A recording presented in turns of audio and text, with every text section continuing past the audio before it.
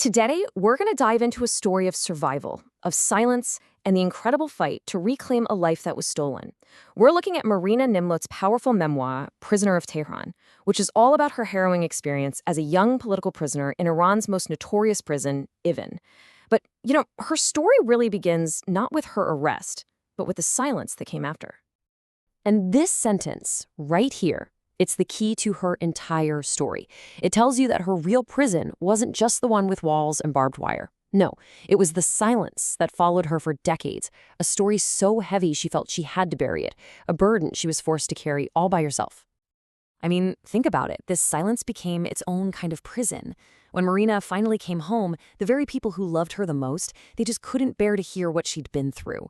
And their silence, well-meaning as it might have been, was completely suffocating. It forced her to bury her own story for over 20 years. So, to really understand what was taken from her, we have to go back. We need to see the world she lived in before the revolution, the life of this bright, curious girl in Tehran. The world around her was just changing at this terrifying speed. I mean, what started as overthrowing a monarch quickly spiraled. In just a few short years, the entire atmosphere in Iran shifted from revolution to a state of total fear, where any kind of dissent was just not tolerated. And this gives you a picture of a Tehran that, many of us might not even imagine. Marina was a Christian with Russian roots, educated in a Zoroastrian school. She was, in so many ways, a typical teenager, just full of curiosity and this deep inner life, which was symbolized by her special place, her prayer rock. And, of course, her world also included first love. Arash wasn't just a crush. He was a true kindred spirit. A deeply spiritual musician, he really came to represent all the innocence and the hope of her youth. A hope that was, tragically, about to be completely shattered. And this is where that political storm just crashes right into her personal world. The revolution claims its first victim in her life. Arash, who had actually supported the movement against the Shah at first, was killed during a protest. The way they found out, seeing his body on a news tape, was just this first devastating sign that the ideals of the revolution were being swallowed by pure violence. So you can imagine this personal loss fuels a public defiance. At just 16 years old, she got frustrated with teachers who were replacing actual education with propaganda, so she organized a student strike. It was a simple act, really, just demanding to be taught. But in the new Iran, that was more than enough to make her an enemy of the state. And then came the moment that changed absolutely everything. Just 2 words from the guards. To Evin. In an instant, she wasn't a student anymore. She wasn't a daughter or a girlfriend. She was a political prisoner. Her childhood was over. The reality of Evin was immediate, and it was brutal. The whole process was designed to strip away her identity. She was blindfolded, marked with a pen like an object, and then tortured for information. She was thrown into a world of pure, unimaginable terror. 650. Let that number sink in for a second.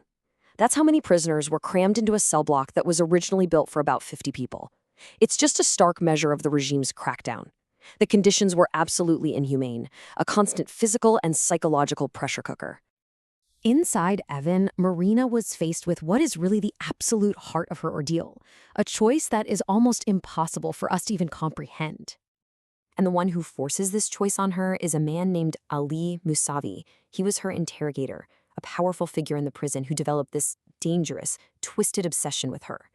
He saved her from a death sentence, sure, but his so-called mercy came at an unimaginable price. To break her completely, they staged a mock execution. I mean, can you even imagine? They tied her to a pole, aimed their rifles.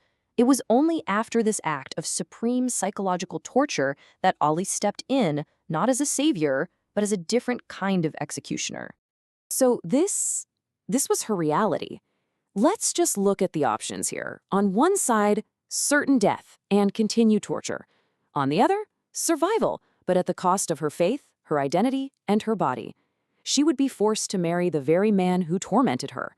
There was no good option here. None.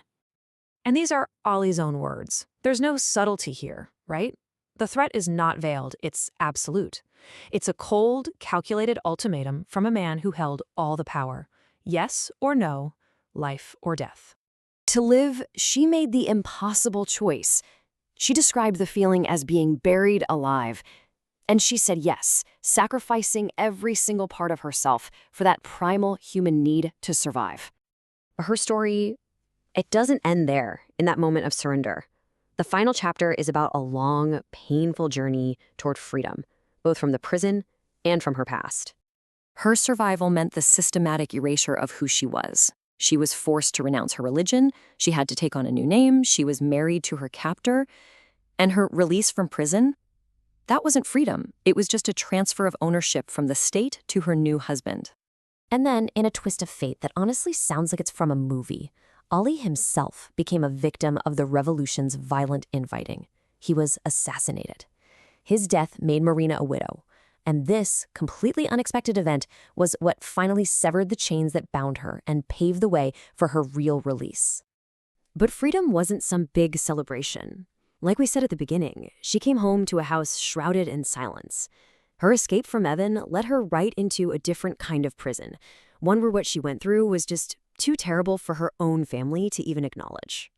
Her real healing, it starts when she and her husband, Andre, immigrate to Canada.